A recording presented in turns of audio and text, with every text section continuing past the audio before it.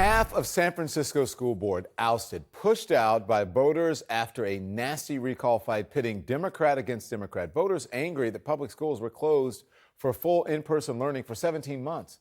And while kids were kept out of the classroom, the board prioritized things like renaming 44 schools because they were named after public figures the board thought were too controversial.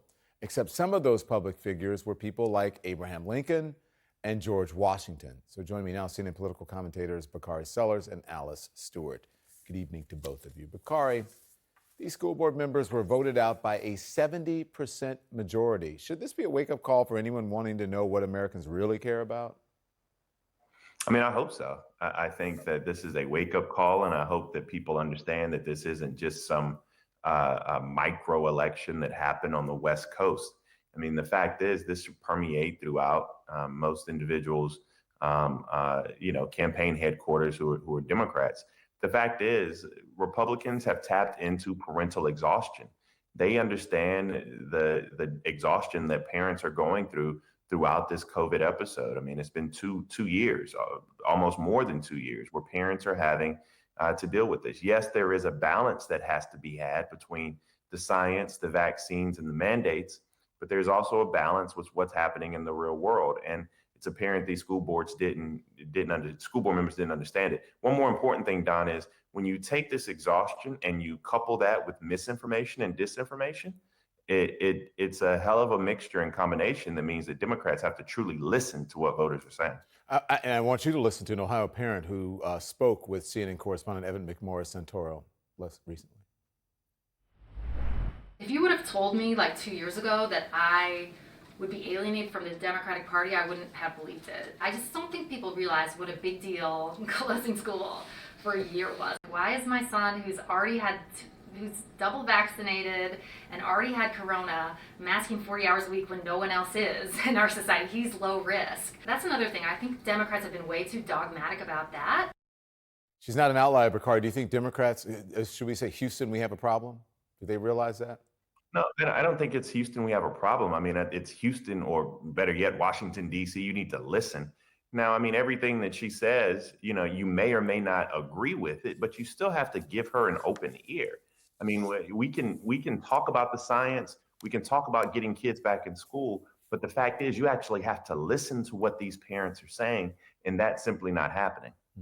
Alice, Republicans are very effectively using parents' choice as a rallying cry.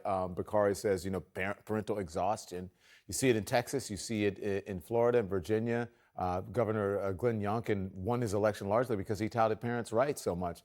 But what about parents of kids of color who want them to learn the truth about race? What about parents who want mask mandates in school to protect their kids and so on? What do you think? Well, look, I think what we saw in San Francisco is a classic case of taking politics out of education and taking politics out of COVID. And look, this was not a Republican effort. These were Democrats versus Democrats, as you said in your introduction, Don. And this was arguably the most progressive city in the country. And parents say they're mad as hell and they're not going to take it anymore.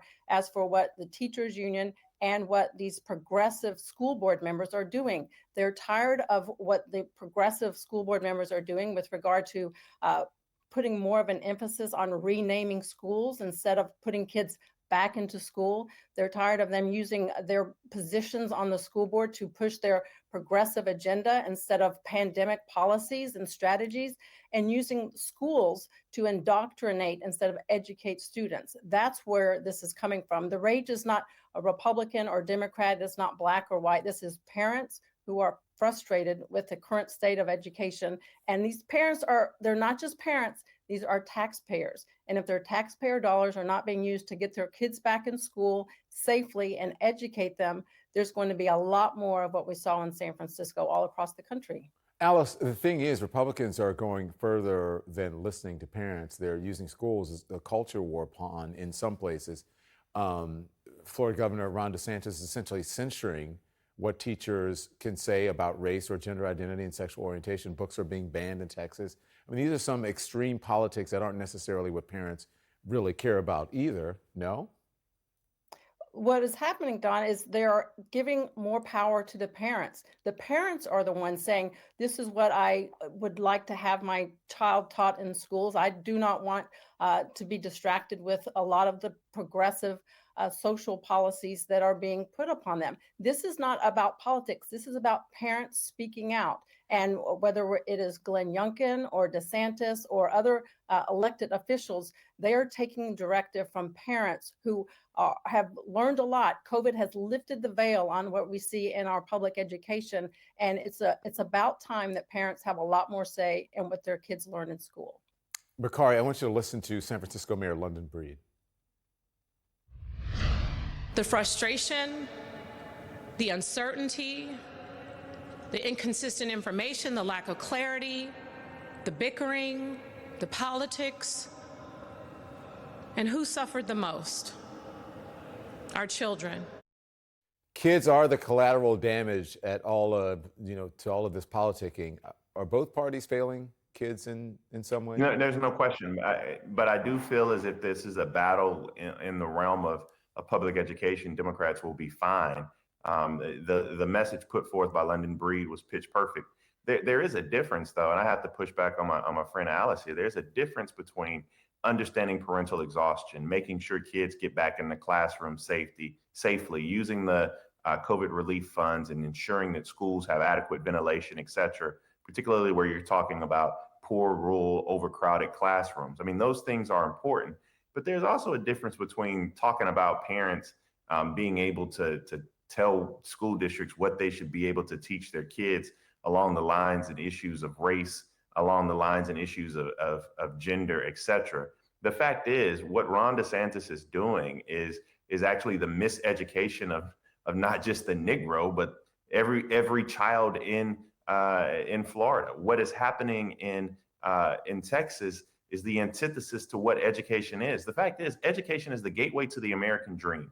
And for all of these individuals who want to, quote unquote, push back or influence the way that kids are taught about Black history, about gender, et cetera, by simply negating it, rewriting it, or acting as if it doesn't exist, are doing nothing but dumbing down America. Everybody doesn't want to be as dumb as Ron DeSantis. All right, it's got to be the last word. We'll continue the conversation. Thank you both. Why was Russian skater Kamila Valieva using multiple drugs that can be used to aid the heart? And who is to blame? We're live in Beijing right after this. Plus, 11 million Americans could face dangerous tornadoes tomorrow. We're going to bring you the latest on that. Jeez, look at that.